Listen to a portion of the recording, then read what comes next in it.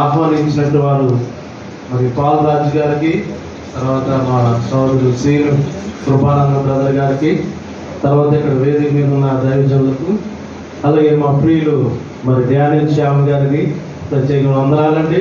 వచ్చిన సేవకులందరూ కూడా మరి ఆనందం నడిపించిన నా సోదరుడు రవీంద్ర బ్రదర్కి మరి ప్రభునామం మొదలు చెల్లిస్తున్నాను. మరి వాక్య పరిచర్య మరి తర్వాత ఇవన్నీ కూడా మాట్లాడినప్పుడు నేను ముందనుకోలేదు, కానీ నాకు ముందే వాక్య పరిచర్య చేయడానికి మరి అవకాశం ఇచ్చారు. కాబట్టి ఈ సమయంలో క్లుప్తంగా దేవుని వాక్యాన్ని మనం ధ్యానించుకుందాం. ఎక్కువ సమయం తీసుకోండి, ఎందుకంటే నాకంటే మీరు చక్కగా దేవుని పరిచర్యలో వాడబడుతున్నారు, దేవుని వాక్యాన్ని కూడా మరి అద్భుతంగా మరి ప్రకటిస్తున్నారు. కాబట్టి ఈ దినం సహవాసంగా మనం చేరి ఉన్నాం కాబట్టి మరి పరిశుద్ధమైన బైబిల్లో నుంచి కొన్ని మాటలు మనం దేవుని వాక్యాన్ని ధ్యానించుకుందాము. 2 కొరింథీయులు 4వ అధ్యాయము 18వ వచనం చూద్దాం. క్షణమాత్రముండు మా చులకని శ్రమ మా కొరకు అంతకంతకు ఎక్కువగా నిత్యమైన మహిమా భారమును కలుగు చేయుచున్నది. ఏలైనగా దృశ్యమైనవి అనిత్యములు అదృశ్యమైనవి నిత్యములు. Thank you brother. కాబట్టి ఈ లోకములో మనం ఎటువంటి శ్రమల గుండా వెళ్తున్నామో మన వ్యక్తిగతంగా మన జీవితంలో మనకు తెలుసు, ప్రతి ఒక్కరు కూడా. అయితే ఇది ఏంటంట, క్షణమాత్రముండు చులకని శ్రమ. మనకైతే ఇదేంటంటే చులకని శ్రమ. అంతకంతకు ఏం చేస్తుందంటే ఈ శ్రమ ఏం చేస్తుందంట, నిత్యమైన మహిమకు, ఎటర్నల్ గ్లోరీ, దేవుని యొక్క నిత్యమైన మహిమకు మనం నడిపించేదిగా ఉంటుంది. మరి తర్వాత మనం ఈ లోకంలో సేవకు వెళ్ళే ముందు, మన సేవకులుగా ఉన్నప్పుడు మన పరిచయ విధానం అనేకమైన శ్రమలు కూడా వెళ్తుంది. కానీ మన దృష్టి అంతా కూడా శ్రమల మీద ఎక్కువగా మనం ఫోకస్ చేస్తూ ఉంటాం. ఒక శ్రమ వచ్చిందనుకోండి, దాన్ని ప్రార్థన చేస్తాము, వేరే సహోదరులు చెప్తాము, ఆ సమస్యకు పరిష్కారం ఎవరైనా మనకి ఎవరిదైనా వెళ్తే ఆ సమస్యకు పరిష్కారం దొరుకుతుందని చెప్పి నానా ప్రయత్నాలు మనం చేస్తూ ఉంటాం. ఇక్కడ అపోస్తలుడైన పౌలైతే తన యొక్క శ్రమల్లో, బాధల్లో, ఇబ్బందుల్లో, ఇరకాటాల్లో తను చూసినప్పుడు ఏంటంటే తన యొక్క సువార్తను, తనకు అప్పగింపబడిన దేవుని యొక్క రాజ్య సువార్తను ప్రకటించడానికి ఈ శ్రమలన్నీ కూడా ఏమనుకున్నాడంటే, ఇదేంటంట, చులకని శ్రమ, క్షణం మాత్రముండు చులకని శ్రమగా భావించి ఆయన ఈ లోకములో పరిచయం చేశారు. ఎందుకు ఆయన దాని ద్వారా వచ్చేది ఏంటంటే తనకు ఒక గురి ఉంది. నేను ఉదాహరణ చెప్తాను. ఒక అథ్లెటిక్స్ ఉంటారు, అంటే పరుగు పందాల్లో పరిగెట్టేవాడు. వాళ్ళు పరిగెడుతున్నప్పుడు వాళ్ళు ఆ యొక్క ఫినిష్ లైన్కి, ఆఖరికి గోల్కి లైన్ రీచే వరకు వాళ్ళు దాన్నే గురిగా పెట్టుకుంటారు. వాళ్ళు పరిగెత్తేటప్పుడు నొప్పులు వస్తాయి, కాళ్ళు నొప్పులు వస్తాయి, ఏ సమస్యలు వచ్చినా దాన్ని పట్టించుకోకుండా వారు ఆ లైన్ని రీచ్ అవ్వాలని వారు చూస్తారు. ఆయాసం వస్తుంది, లేకపోతే అక్కడ నరాలు తిరగవచ్చు, ఏమైనా జరగవచ్చు. కానీ వారు గురి ఏంటి మాత్రం ఆ యొక్క ఫినిష్ లైన్ని ముగించాలని వారు అదే దృష్టితో, దాని మీదే వాళ్ళ దృష్టి అంతా కేంద్రీకృతం చేసి వాళ్ళు పరిగెడతా ఉంటారు. ఇక్కడ అపోస్తలుడైన పౌలు మన జీవితం మనం చూసినట్లయితే మరి ఆయన కూడా ప్రభు ద్వారా పొందబోయే మహిమ గల ఆ యొక్క ప్రతిఫలం, బహుమానం కాదు, ప్రతిఫలం. అంటే బహుమానం అంటే అది ఉచితంగా ఇచ్చేది, ప్రతిఫలం అంటే మనం దేవుడి కొరకు మనం చేసినది ఏం చేస్తాడు, దేవుడు ప్రతిఫలం ఇస్తాడు. రివార్డ్ మాట, it's a reward, it's a not a gift మాట. కాబట్టి ఈ రివార్డ్ మనం, ఈ ప్రతిఫలాన్ని మనం పొందుకునేటప్పుడు మనం సేవకులుగా చాలా సందర్భాల్లో నా వ్యక్తిగత జీవితంలో నా అనుభవంలో మొదటి ప్రారంభ పరిచర్య దినాల్లో నేను శ్రమలు వచ్చినప్పుడు ఈ కష్టాలు ఇబ్బందులు ఆటంకాలు ఎదురైనప్పుడు ఇవన్నీ కూడా మనం దాని మీద దృష్టించినప్పుడు ఏమైపోయిందంటే ముందుకు వెళ్ళలేని పరిస్థితి, ముందుకు సాగలేని పరిస్థితి. ఎక్కడ వేసిన గొంగలి అక్కడే ఉంటుంది. కానీ అపోస్తలుడైన పౌలు మన జీవితం చూసినట్లయితే ఇవన్నీ కూడా ఆయన చేశాడు అంటే ఆయన ఆ యొక్క ఎదురు రాబోయే నిరీక్షణ, ఎటువంటి నిరీక్షణ కలిగి ఉన్నాడంట? దేవుడి నుంచి పొందబోయే ఆ ప్రతిఫలం కొరకు తన గమ్యాన్ని చేరుకోవడానికి దేవుడు తనకు అప్పగించిన పనిని సక్రమంగా యథార్థంగా నిర్వర్తించడానికి తను ప్రయాసపడుతూ వచ్చాడు. ఈ దినాల్లో మనం చూసినట్లయితే మనం ఇక్కడ చూద్దాం, ఏదైనా దృశ్యమైనవి అనిత్యము. ఇప్పుడు కనబడినవన్నీ కూడా ఒక రోజు మారిపోతాయి. ఇప్పుడు కంటిన్యూ బిల్డింగ్ ఒకటి ఉండదు. రీసెంట్గా ఒక స్నేహితులు, మేము కొన్ని సంవత్సరాలు 20 సంవత్సరాల క్రితం ఒరిస్సా ప్రాంతాల్లో సువార్త సేవ చేసి, నా సహోదరుడు మొన్న 2 రోజుల క్రితం నా స్నేహితుడు ఫోన్ చేశాడు. అక్కడికి వెళ్ళిన తర్వాత తను వెళ్ళాడు, వాళ్ళ సహోదరి బ్యాంకులో పనిచేస్తాడు, అక్కడ ట్రాన్స్ఫర్ అయింది. అక్కడికి వెళ్ళినప్పుడు అక్కడంతా మారిపోయింది. ఒక స్నేహితుడు మొత్తం మారిపోయింది శ్యామ్, అక్కడంతా కూడా కొత్త కొత్త బిల్డింగ్స్ కట్టారు, పాతకొని పోయినాయి అన్నాడు. ఎంత మారిపోయింది అన్నాడు. కాబట్టి ఈ దృశ్యమైనవి కూడా అన్ని టెంపరీ అన్నమాట. మనం కనపడేవన్నీ టెంపరీ. ఈ లోకము, మన బాడీ కూడా టెంపరీ. కానీ అదృశ్యమైనవి ఏంటంట, అవి నిత్యం అన్నమాట. దేవుని యొక్క రాజ్యము మన శరీర సంబంధమైన నేత్రాలతో చూస్తే కనపడేది కాదు. ఎందుకంటే అది అదృశ్యమైనది. దేవుని యొక్క మహిమ కలిగినటువంటిది ఈ శరీర సంబంధమైన నేత్రాలతో మనం చూడలేము. అందుకే పౌలు అంటాడు, ఇవన్నీ కూడా అనిత్యములండి, అదృశ్యమైనవి నిత్యం. అవి ఎట్టనమాట నిత్యము ఉంటాయి, అది సదాకాలం ఉంటాయి. దానికోసమే తన జీవితం అంతా తన పరిచర్యలో తను ముందుకు సాగుతూ వచ్చాడు. 2 కొరింథీయులు 5వ అధ్యాయం చూద్దాం, చూడండి. 2 కొరింథీయులు 5వ అధ్యాయం 7వ వచనం. కనుక మీది దేహంలో నివసించుతున్నంత కాలము ప్రభువునకు దూరంగా ఉన్నామని ఎరిగి ఉండి ఎల్లప్పుడూ ధైర్యం కలం. ప్రభువు మనం దూరంగా ఉన్నాం. ఈ దేహంలో ఉన్నప్పుడు ఏంటంట, ప్రభువుకు దూరంగా ఉన్నప్పుడు ఏం చేయాలంట, ఎల్లప్పుడూ ధైర్యం గలవారై ఈ లోకంలో ఎక్కడ చేయాలని వచ్చాడు. ఇట్లు ధైర్యం కలిగి ఈ దేహమును విడిచిపెట్టి ప్రభువునొద్ద నివసించుటకు ఇష్టపడుతున్నాము. ఏదేమంటే ఇట్లా ధైర్యం కలిగి ఈ దేహాన్ని విడిచిపెట్టి ప్రభువునొద్దకు నివసించుటకు ఇష్టపడుతున్నాను. కావున దేహమందును దేవుని విడిచినను ఆయనకి ఇష్టమై ఉండవాలని మిగులు ఆలోచించుకోవాలి. మన జీవితంలో మన ఇద్దరు మనం పరిశీలన చేసుకోవాలి, పరీక్షించుకోవాలి. ప్రభువుకి ఇష్టంగా మనం ఉన్నామా? ప్రభు చిత్తానుసారంగా మన జీవితంలో, మన పరిచర్యలో మనం ముందుకు సాగుతున్నామా అని మనం పరిశీలన చేసుకోవాలి. ఎంతసేపు మనం లోక సంబంధమైన విషయాల మీద పెడుతున్నాం, లోక సంబంధమైన విషయాల మీదే మనం దృష్టి ఇస్తున్నాం. అవన్నీ కూడా అనిత్యములై, అవన్నీ కూడా టెంపరీ. నిత్యమైన రాజ్యం కొరకు, నిత్యమైన విషయాల కొరకు మనం మర్చిపోయే వారుగా ఉంటున్నామా? లేకపోతే మనం ఈ లోక సంబంధమైన విషయాల్లో మనం నిమగ్నమై ఉంటున్నామా? మనం జ్ఞాపకం చేసుకోవాల్సిన అవసరము ఎంతో ఉంది.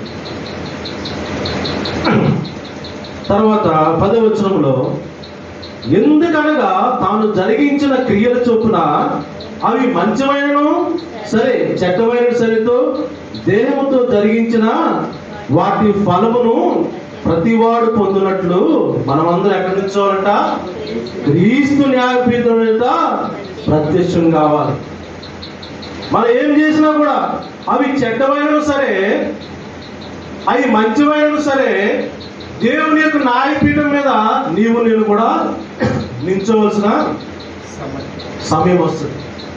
అది ఎవరు తప్పించుకోలేదు. ఈ లోకంలో మనం ఏం చేసినా మనం చెల్లుతానికి అనుకోవడానికి వీల్లేదు. ఎందుకంటే ప్రభువుకు ఇష్టలుగా ఉన్నామా లేదా? అపోస్తలుడైన పౌలు తన జీవితంలో, తన పరిచయ విధానం మనం చూసినట్లయితే ఎన్ని శ్రమలుగా వెళ్ళాడు. ఆకలి దప్పులతో ఉన్నాడు, దిగమలతో ఉన్నాడు, చెరసాలలో ఉన్నాడు, దెబ్బలు తిన్నాడు, అన్నీ తిన్నాడు. మన ఈ దినాల్లో మనం చూసినట్లయితే ఒక దెబ్బ పెడితే మనం అందరం వెళ్ళిపోతాం. ఎక్కడికి? స్టేషన్కి. ఒక దెబ్బ పడితే వెళ్ళిపోయే పరిస్థితి. కానీ అపోస్తలుడైన పౌలు వాటన్నిటిని కూడా లెక్క చేయరు. మన చెరసాల్లో వేసినప్పుడు, పౌలు చెరసాల్లో వేసినప్పుడు వాళ్ళు ఏం చేశారండి? ప్రార్థన చేశారు. లాపింగ్ చేయాల, ఎవరితోకి వెళ్ళి పెద్ద నాయకులతో ఎవరితో లాపింగ్ చేయాల. వాళ్ళు ఏం చేశారు? ప్రార్థన చేసి కీర్తనలు పాడారు. చెరసాలు పునాదులు వణికిపోయాయి, వాళ్ళు కట్టినటువంటి గొలుసులు తెగిపోయాయి. తద్వారా అక్కడ చెరసాల నాయకుడు అందరూ కూడా రక్షణ పొందే పరిస్థితి. దేవుని నామానికి మహిమ కలుగుతుందా? హల్లెలూయా. కాబట్టి ఇక్కడ మనం చూసినట్లయితే మనం దేహంతో జరిగినటువంటి కార్యాలు చెడ్డమైనను సరే మంచివైనా సరే దేవుని యొక్క తీర్పులోకి మనం రావాల్సి ఉంది. ఎందుకంటే దేవుని యొక్క తీర్పును ఎవరు తప్పించుకోలేదు. మనందరం కూడా ఇక్కడ కూర్చున్న మనందరం, నేను నాతో పాటు కూడా ప్రతి ఒక్కరం కూడా ఒక దినాన్ని దేవునికి లెక్క చెప్పాల్సిన అవసరం ఉంది. పౌలు తన జీవితంలో ఏం చూశాడంటే ప్రభుతో తను ఎలా గడపాలనుకుంటున్నాడు, ప్రభుతో తను ఏ విధంగా సవాసం చేయాలనుకుంటున్నాడు, ఈ లోకాన్ని విడిచి వెళ్ళిన తర్వాత ప్రభు దగ్గరికి వెళ్ళినప్పుడు ఏ విధంగా ప్రభుతో తన యొక్క సమయాన్ని వెచ్చించాలని ఆలోచన కలిగి ఈ లోకంలో ఆయన పరిచయం చేసాడు, జీవించాడు. అటువంటి అనుభవంలోకి రావాలని ప్రభు కోరుకుంటున్నాడు. మనం అటువంటి అనుభవంలోకి రావాలి. మనం ఈ లోక సంబంధమైన విషయాలతో వదిలేస్తే అనేకమైనటువంటి బాధ్యతలు, అనేకమైనటువంటి కార్యాలు మనం చేయాలని ప్రయత్నం చేస్తాం. అవి ప్రభుకి ఇష్టమైనవా? అవి ప్రభుకి ఉపయోగకరమైనవా? దేవుని యొక్క చిత్తానుసారంగా మనం చేస్తున్నామా? దేవుని యొక్క సంకల్పంలో ఆ పని జరుగుతుందా? ఎందుకంటే అదేం తేవాలంట? దేవునికి మహిమ తేవాలి. ఎందుకంటే ఒక దినం దేవునికి లెక్క చెప్పాల్సిన అవసరత ఉన్నది. తర్వాత మనం 2 పేతురు 2వ అధ్యాయం 4వ వచనం చదవండి. 2 పేతురు 2వ అధ్యాయము 4వ వచనం. దేవదూతలు పాపం చేసినప్పుడు దేవుడు వారిని విడిచిపెట్టక పాతాళ లోకమందలి కటిక చీకటి గల బిలములోకి తోసి తీర్పుకు ఏం చేశాడండి? కావలిలో ఉంచబట్టకు అప్పగించారు. దేవదూతలు కూడా విడిచిపెట్టాడు దేవుడు. ప్రియమైన సహోదరి సహోదరులు అందరూ కూడా జాగ్రత్తగా ఉన్నారు. దేవదూతలు కూడా దేవుడు విడిచిపెట్టాడు. దేవదూతలు కూడా దేవుడు సృష్టి. మనం కూడా మన దేవదూతల కంటే కొంచెము తక్కువ వాణిగా నిన్ను నన్ను ప్రభు చేశాడు. కాబట్టి వాళ్ళందరూ కూడా ఏం చేశాడు? తీర్పు కోసం ఆయన అక్కడ కటిక చీకల బిలంలో వాళ్ళని కావలి ఉంచాడు. అంటే దీని ద్వారా మనకు అర్థం చేసుకునేది ఏంటంటే మన జీవితాలు, మన ఆత్మీయ జీవితాలు, మన ప్రభుతో మన వ్యక్తిగత సంబంధము, వ్యక్తిగతంగా ప్రభుత్వం మనం ఏ విధంగా మనం ప్రభు యొక్క ఆలోచనలోకి వెళ్తున్నామా లేదా అని మనం ఒకసారి పరిశీలన చేసుకోవాల్సిన అవసరత ఎంతో ఉంది. ఎంతో గొప్ప సేవ చేశారు, ఎంతోమంది దైవజనులు ఉన్నారు, దేవుని ఆత్మ చేత అభిషేకింపబడి వాడపడుతున్నారు. కానీ మనకి నీవు నేను కూడా ఒక దినము లెక్క చెప్పవలసి ఉన్నది. ఎందుకంటే ఆ నిత్య జీవం అన్నది ఏంటంటే ఉచితంగా దేవుడు ఆయన కుమారుడు యేసుక్రీస్తు ప్రభువు ద్వారా మనకు అనుగ్రహించాడు. అది కేవలం కృప ద్వారా కలిగింది. అది మనం ఏదో మంచి చేస్తే దేవుడు మనకి ప్రతిఫలం ఇస్తాడని కాదు, బహుమానిస్తాడని కాదు. మనం చేయాల్సిన పని బాధ్యత. అది మనకి ఇట్స్ ఎ రెస్పాన్సిబిలిటీ. దేవుడు every pastor has to do what God has ordained. దేవుడు ఏదైతే నీకు అభిషేకించి నేను ఏర్పాటు చేసుకున్నాడో అది నీవు చేయడం, అది దానికి నీకు బహుమానం కాదు, నీ బాధ్యత. మన బాధ్యత మనం చేయాల్సిన అవసరత ఎంతైనా ఉంది. ఎందుకంటే మనం చేసిన ప్రతి పనికి ఆయనదైనా లెక్క చెప్పాల్సిన అవసరం ఉన్నది. తర్వాత మత్తయి సువార్త 16వ అధ్యాయం 27వ వచనం చదవండి. మత్తయి సువార్త 16వ అధ్యాయము 27వ వచనం. మనిషి కుమారుడు మనిషి కుమారుడు తన తండ్రి మహిమ మహిమ గలవాడై తన దూతలతో కూడా రాబోచున్నాడు. అప్పుడు ఆయన ఎవరి క్రియల చొప్పున వానికి ఫలం ఇస్తారన్నాడు. బహుమానం అన్నాడా? ఫలం అన్నాడు. అంటే నువ్వు ప్రభు కొరకు ఎంత చేసావో అదంతా రికార్డ్ అవుతూ ఉంటుంది. మనం ప్రభు కొరకు ఎంత చేసావు దానికి తగినట్టు ప్రతిఫలం ఇస్తాడు, ఫలం ఇస్తాడు. It's a reward. ఇంగ్లీష్లో రివార్డ్ అంట. గిఫ్ట్ అంటే బహుమానం అంటే అది ఉచితంగా ఇచ్చేది. కానీ మనకు బహుమానాలు ఉండవు, మనకి రివార్డ్లే ఉంటాయి. సేవకులుగా, దేవుని సువార్థికులుగా, పరిచారకులుగా, సంఘ కాపురులుగా దేవుడు మనకి ఇచ్చేది ఏంటంటే రివార్డ్, ప్రతిఫలం. కాబట్టి ఆ ప్రతిఫలాన్ని పొందేటట్టు మన దృష్టి అంతా, మన గోల్ అంతా కూడా దేని వైపు ఉండాలండి? దాని మీదే ఉండాలి. ఎందుకంటే ఈ లోకంలో మనం ఎంత చేశాము, ఎంతమంది మన గురించి చెప్పుకున్నారు అన్నది కాదు, కానీ మనం ప్రభు కొరకు ఎంత చేసామో అది పరలోకంలో రికార్డ్ అవ్వాలి. మనం దేవునికి లెక్క చెప్పాలి. దేవుని దగ్గర మనం ప్రతిఫలము పొందుకోవాలి. రోమిలికి రాసిన పత్రిక 8వ అధ్యాయం 24వ వచనం. రోమిలికి రాసిన పత్రిక 8వ అధ్యాయము 24వ వచనం. ఏలైనగా మనము నిరీక్షణ కలిగిన వారమై రక్షింపబడితిమి. నిరీక్షింపబడినది కనబడినప్పుడు నిరీక్షణతో పని ఉండదు.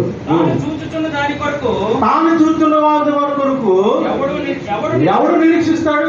మనము చూడని దాని కొరకు నిరీక్షణ ఎడల ఓపికతో దాని కొరకు కనిపెట్టాలి. ఓపికతో మనం పేషెంట్స్, ఓపికతో మనం కనిపెట్టి ఉంటామన్నమాట. ఎందుకంటే మనం నిరీక్షించేది కనపడినప్పుడు దాంతో మనకి పని ఉండదు. మనకు కనపడింది దేవుని రాజ్యం కొరకు మన నిరీక్షణ, మన హోప్, మన ఎటల్ నిత్యం హోప్. ఎటర్నల్ హోప్ ఏంటి? ప్రభు యొక్క రాజ్యం, ప్రభు మన ఎటర్నల్ గోల్ ప్రభు. ఎందుకంటే ఒక దినం ఏదైనా ఏ లోకన్నా చాలా మంది నేను విన్నాను. నేను ఒక టీంలో ఉన్నాను, డాక్టర్ భానుప్రసాద్ గారి టీంలో. 2000 ఫస్ట్ వేవ్ అయిపోయింది. 2వ వేవ్ నుంచి ఆ టీంలో దేవుడు నేను జాయిన్ అవ్వడానికి నాకు అవకాశం ఇచ్చాడు. ఎంతోమంది కరోనా పేషెంట్స్ ట్రీట్ చేస్తూ వచ్చాం.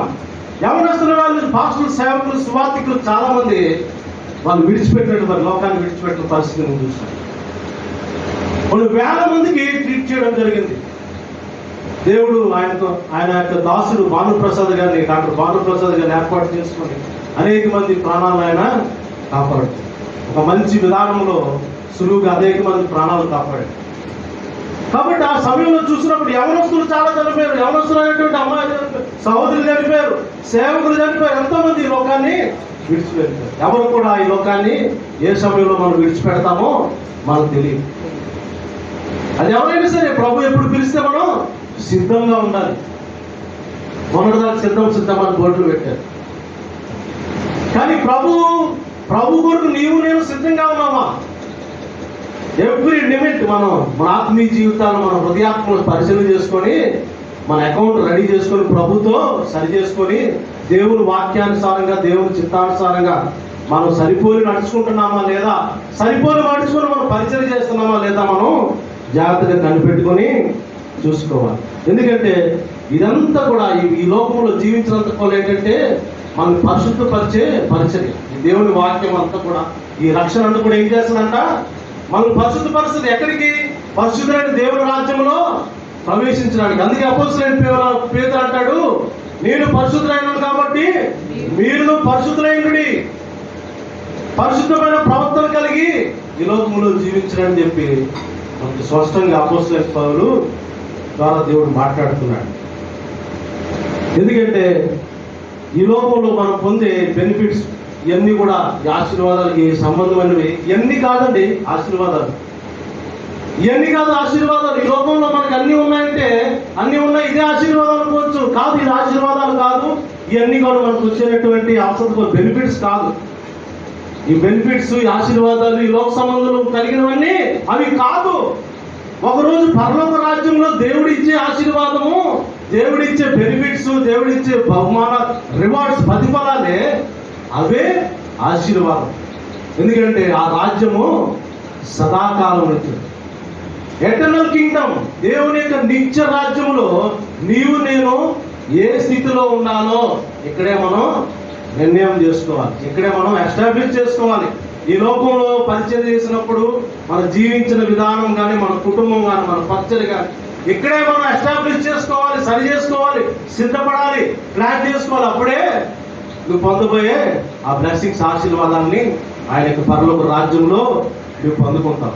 ఈ లోక సంబంధమైన ఆశీర్వాదాలు అన్ని కూడా దేవుడు మనకి ఇచ్చేయి. అందుకే యేసుప్రభు ఏమంటాడు, నా నీతిని వెతకండి, నా రాజ్యాన్ని వెతకండి, మీకు కావాల్సిన అనుగ్రహిస్తాను, నేను చూసుకుంటాను, మీకు కావాలి, మీరు నా పని చేయండి ఇలా అంటాడు ప్రభు.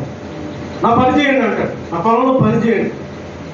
కోత విస్తారంగా ఉంది, పనివారు కొద్దిమంది ఉన్నారు, కోత యజమానులు వేడుకోండి అని ప్రభు చెప్తున్నాడు. నీవు నేను ఇక్కడ కూర్చున్న వాళ్ళందరూ కూడా మామూలు వ్యక్తులు కాదు. ఇక్కడ కూర్చున్నాను దేవుడి చేత సర్వోన్నతుడైన దేవుడు, మహోన్నతుడైన దేవుడు, అద్వితీయ దేవుడైన యేసు ప్రభు వారు ఏర్పాటు చేసుకున్నటువంటి బిడ్డలు మనం. ఆయన ఏం చేశాడండి? దావీదు కీర్తన అంటే ఆయన స్వకీయ ధనంగా చేసుకున్నాడు. We are his treasure. ఆయన సాంపాద్యంలో చేసుకున్నాడు, ఆయన స్వాస్యంగా చేసుకున్నాడు. We are his inheritance. ఆయన రాజ్య నివాసులుగా నిన్ను నన్ను ప్రభు చేసుకున్నాడు. చివరిగా మనం చూసుకుందాం 2 కొరింథీయులు 4వ అధ్యాయము 16వ వచనం చూడండి. 2 కొరింథీయులు 4వ అధ్యాయము 16వ వచనము 17వ వచనం. కావున మా బాహ్య పురుషుడు కృషించుచున్నను, అంతరి పురుషుడు అలా నూతనపరచబడుతున్నావా? నీవు నేను ఈ దినం ఈ సావాస కూడికలో మరి దేవుని పరిచారకులుగా, ఎందుకంటే ఈ శరీరం అంతా కృషించిపోతా ఉంటుంది. వయసు పెరిగేంత కొన్ని ముడతలు వస్తాయి. ఎన్ని చేసినా, ఎంత డబ్బు ఖర్చు పెట్టినా అది ముడత పడిపోతుంది. ఎముకలు మళ్ళీ కొత్తగా చేయగలవా? చేయలేవు. గుండెకాయలు కొత్తగా చేయగలవా? ఇప్పుడు స్టంట్ వేసామనుకోండి, స్టంట్ వేస్తే ఒక సంవత్సరం బాగుంటుంది, తర్వాత దాన్ని మెయింటైన్ చేయాలి. మెయింటెనెన్స్ రావాలి, ఇది కూడా గ్యారంటీ ఇవ్వరు డాక్టర్. అంటే ఇక అంత బాహ్య పురుషుడు ఏమైపోతాడంట? కృషించిపోతా ఉంటుంది ఈ శరీరము. కానీ అంతర్ పురుషుడు ఏమంట? దినదినము కూర్చోబెట్టుకోవాలి. దినదినము నూతన పరచబడతాడు. ఎప్పుడు నూతన పరచబడుతుంది? ప్రభు వైపు చూసినప్పుడు. ఎందుకంటే చూడు 17వ వచనం చదవండి. మేము దృశ్యమైన వాటిని చూడక అదృశ్యమైన వాటిని నిదానించి చూస్తున్నామా గనక, చాలు అదృశ్యమైన వాటినే మనం నిదానించి చూస్తున్నాం. ప్రియమైన సహోదరు సహోదరా, నీవు నేను ఈ దినం ప్రభు దినం మనం పరిశీలన చేసుకోవాలి. దినదినము మనం నూతన పరచబడుతున్నావా? ఆంతర పురుషుడు దినాన్ని నూతన పరచబడుతున్నాడా? లేకపోతే శరీరంతో పాటు మన ఆంతర పురుషుడు కూడా కృషించిపోతున్నామా? అది మనం పరిశీలన చేసుకోవాలి. 1 యోహాను 2వ అధ్యాయం 15వ వచనం. 1 యోహాను 2వ అధ్యాయము 15వ వచనం. ఈ లోకమైనను ఈ లోకంలో ఉన్న వాటినైనను ప్రేమించుకుడి.